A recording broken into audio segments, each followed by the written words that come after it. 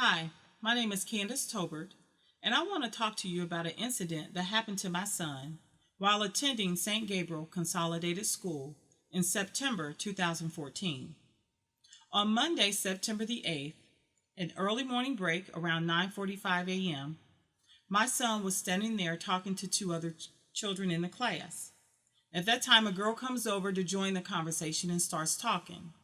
My son looks at her while she's talking and she starts giggling back and away.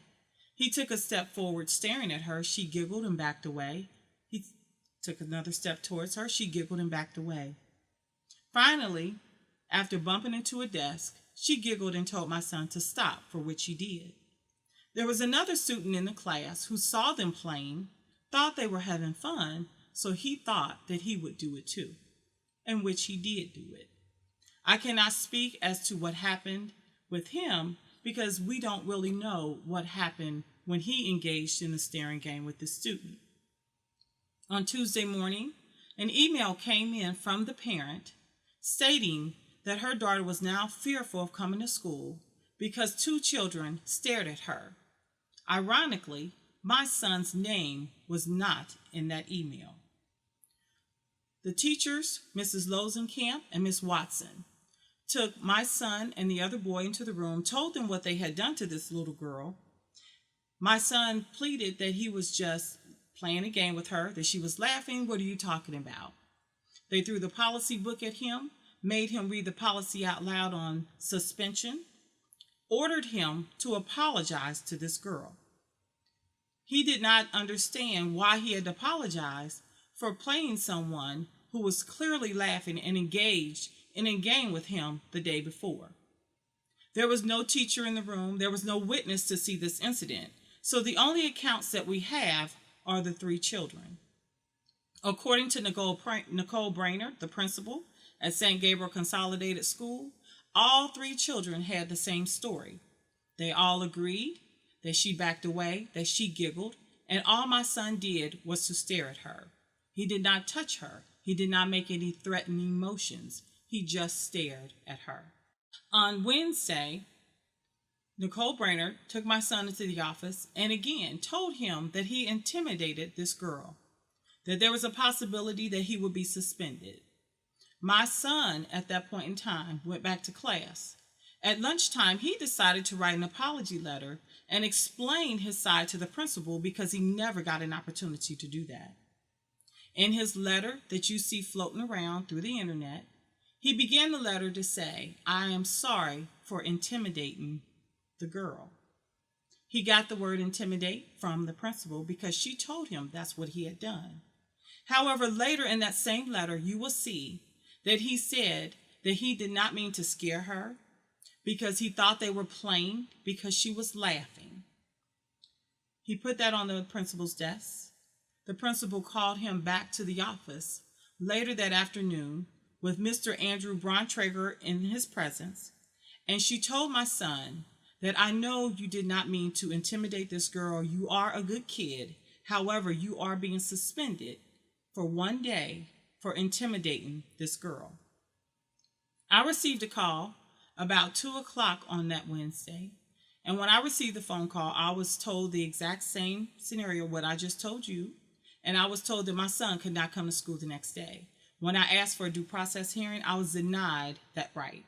I was told that I could have a due process hearing, however, he still could not come to school the next day. On Thursday, my son served the suspension, and that same afternoon, we went in for the due process hearing.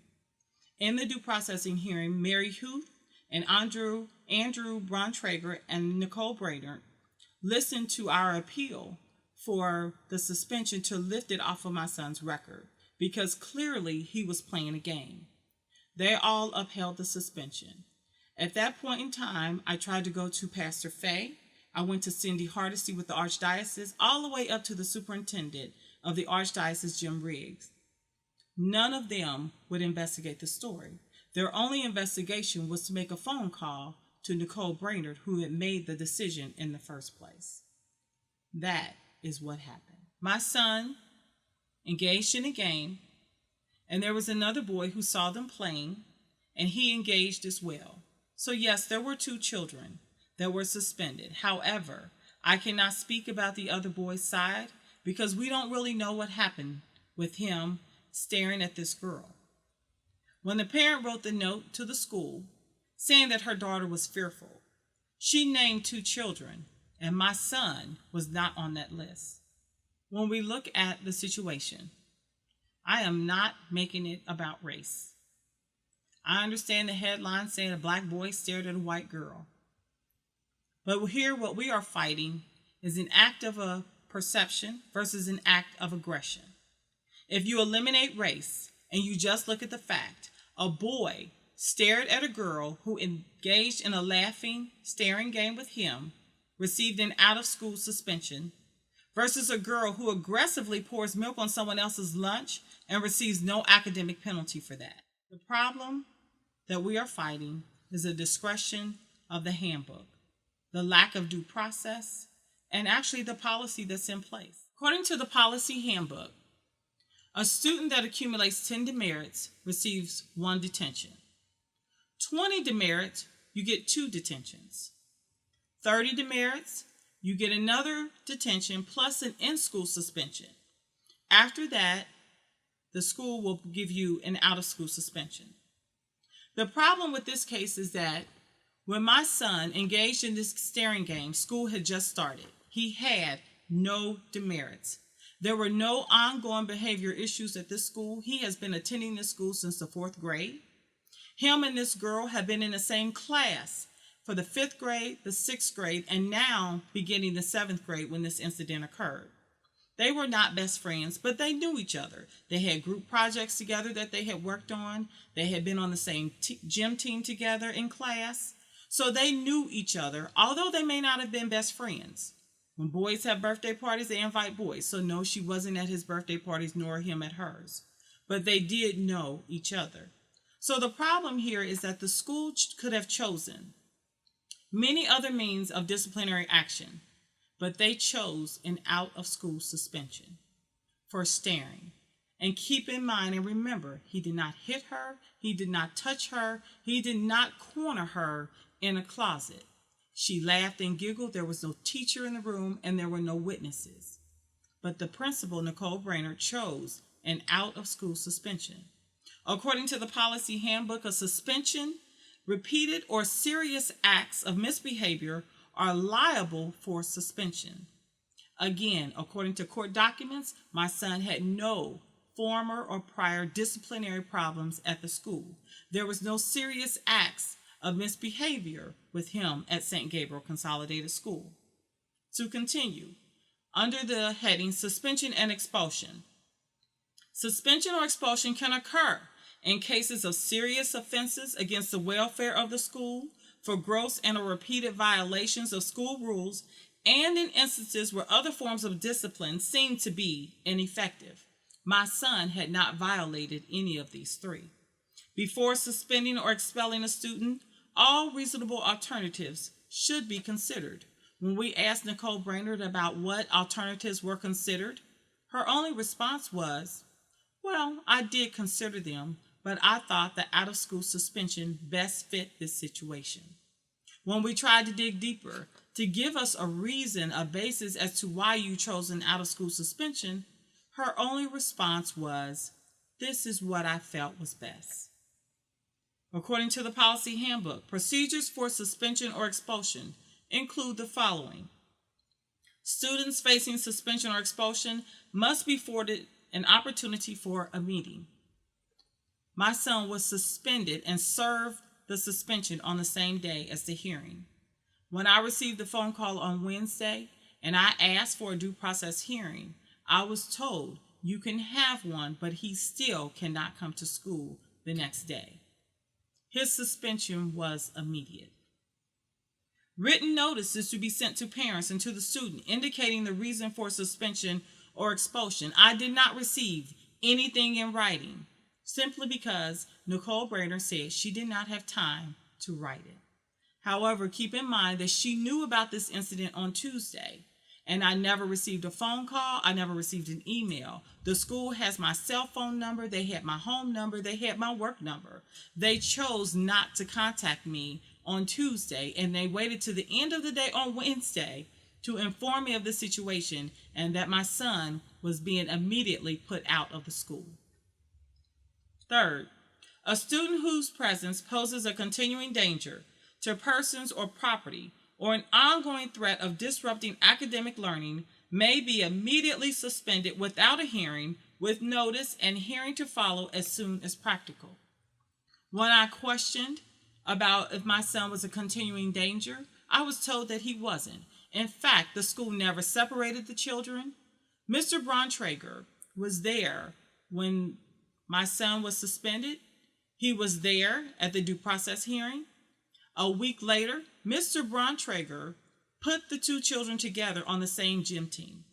My son came home and he was in awe. He did not understand why the school would put them together on a gym team to force interaction, that they believed that she was intimidated and fearful of him. Why would you put a child that's fearful, if you believe that she was fearful, with the perpetrator?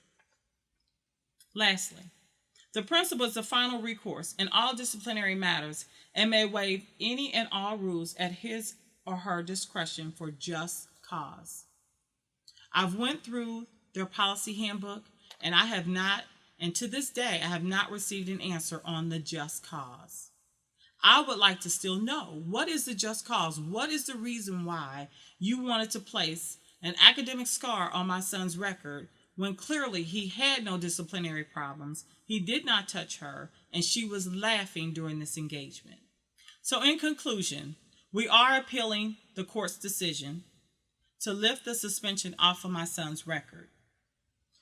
My son did not hit her, and if he did hit her, according to the policy handbook, he would have gotten 5 demerits. He stared at her and was immediately put out of school. This same girl that they said was fearful poured milk on someone else's lunch, and she received no academic penalty for that. The problem is not with the handbook. The problem is with the discretion of the handbook. All students should be treated fairly. All students should have to follow the handbook, as well as the administration. And that's the problem. Who is overseeing when the administration does not follow their own policy that is in place for parents, that they must abide by the rules? But when administration does not follow the rules, this is where we end up in court, fighting for equality, fighting for justice, fighting for fairness. And we should not have to be here. My family should not have had to endure all that we have endured in fighting the suspension. The lack of due process, the lack of the administration to look into this matter has caused us to be in court and have to fight this matter. So our fight is, yes, it's for our son first, but it's also for your children, for your nephews, for your nieces and grandchildren that's going to be coming. Because if schools now are saying that I can disregard the policy handbook and I can do whatever I want to do and I can put any academic penalty on your child's record, then we all need to figure out what the future of our children really look like. My husband and I are asking for your support in being advocates for change. Not just change for my son, but change for all children. I have set up a GoFundMe page under Supersedes. I will update this page with any current developments with the case so you can follow the case. Again, please go to GoFundMe/Supersedes to support our efforts and to be kept up to date on what's going on with our case.